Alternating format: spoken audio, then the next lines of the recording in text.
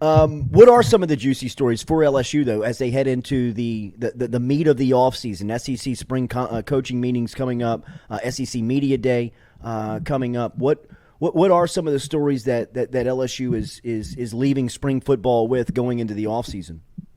Yeah, I think one that, might not fall in the football category specifically, but is just kind of that world of trying to catch up on NIL right now, of course, I think is number one, just in the scenario of, hey, they were behind a little bit, then they were kind of hamstrung by the laws, and I think Kelly and company are kind of formulating their own plan that's going to happen in the next few weeks. I think that's a big story that we'll have more on soon. But yeah, I mean, football-wise, it's just going to be such a fascinating summer in terms of, the quarterback competition, what's going on at all these, open spots. This is this weirdly very talented team at the top, but with all these holes, and it's just going to be and then we got, SEC media days and all that. So it is just going to be such a juicy summer and fall in terms of, I don't know, just kind of like what a Brian Kelly LSU football team actually looks like. Does he get more out of guys? Does he get less? I just can't wait to find it all out. Brody, we had John Emery in the studio earlier this week. A really good return on the interview from a lot of people out there, just getting an inside look of kind of the makeup of LSU's running back. I feel like he's going to be the centerpiece of the offense this year. What do you feel on Emery's senior season, on where he is mentally, physically going into the season? Yeah, that was a great interview, by the way. And yeah, I really, you and I feel like have really been like, I mean, we're not alone on this, but we have like never sold our stock on Emory Island to some extent. And yeah, it's just, I even remember when he was a freshman, like sitting next to Hester on the sideline and just being like, man, and Hester being like, that kid gets together, he should be the best running back in the country. And I think the implication is it just really does seem like that's happening. And it's like, as much as we talk about him getting it together, it's not like he was in the bad kid category. It's not like he was doing, it was just, a kid growing up, a kid catching up from some mistakes earlier in his academic life, things like that. And yeah, a lot went against him and he fell even further behind. So yeah, I do think he's gotten those things in order. I do think Kelly's been pretty good for him.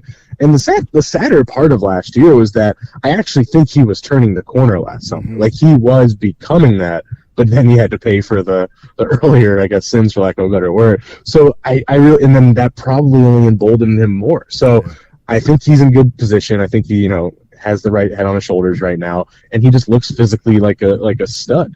I do wonder, and this is me just talking out of my behind, but like he's gotten so much bigger and then he got banged up. I just always wonder about that. But anyway, that's not the point of this. Like, yeah, I think he should be the guy. The way people talk about him in private in that building is like he is going to be the star. So yeah, I think it's time to ride the Emory hype train. Even his peers, Jay Ward was in here, and BJ Ojolari yesterday. We asked him about Emory. Even they believe and expect him to have this incredible type of year, this bust out type of season. What do you think Noah Cain does to the competition when he comes in the summertime? Man, it's so hard to pinpoint because like in a vacuum, it's like, hey, he's a Big Ten starter. He should have he should be like the number 2, but it's hard to get much info because he was banged up and in turn wasn't exactly a great running back, last year. So that's not really his fault, but, he just didn't have his explosiveness, things like that. So it's like, yeah, maybe he actually is healthier and now he's going to be a clear number 2. Or, maybe, as much as like every time when I come on your show, I yell from the rooftop, like transfers aren't automatically just like the same version of themselves. So maybe he does have a bit of a transition because I like that whole room. I think Goodwin brings something that probably no one else really brings with some of that explosiveness. I think Trey Bradford's kind of a weirdly slept-on player. They got guys, so it's not like but yeah, I think it'd be safe to say Cain probably slides in as more of that physical, I don't know, move the chains back, almost like your version of a Davis Price to some extent to bounce off Emory. That would be my guess, but it's like I wouldn't be shocked if Goodwin's ahead of him. I just don't know. It was fun seeing the new faces out in spring, whether it was transfer guys coming in and making an impact, or it was new faces like Will Campbell, stepping out there and stepping into a starting role in an offensive line in just his first 15 practices during spring. Is there anybody that's coming in the summertime that you're looking at and says, hey, man, I wouldn't be surprised to see this guy make an impact early on? Ooh, it's a good question. I think someone else will probably pop in my head right after I say this, but I think Emory Jones, though, is somewhere on there just because again, I think O-line's a little better suited than it was a year ago, but still, he's somebody who they'll tell you, like, and he could come in and maybe make waves and actually kind of like Will Campbell, compete for time at one of those interior spots or something. I think he has that kind of potential. Granted, O-line's really tough, and Will Campbell, what he's doing is the extreme outlier, but I think he comes to mind. Perkins is the boring, obvious one. Not boring, but Sure. So I think those come to mind. I'm sure others will, but I think Emory Jones is my sleeper pick. One of the guys that coming out of spring that people are lightly buzzing about. There's a small chatter about him in making an impact because it feels like he's physically getting right, but it's his versatility that stands out with his ability to kick return, punt return, and catch passes at wide receiver has been Chris Hilton. How have you seen his development? What have you heard about his progress going into his second season?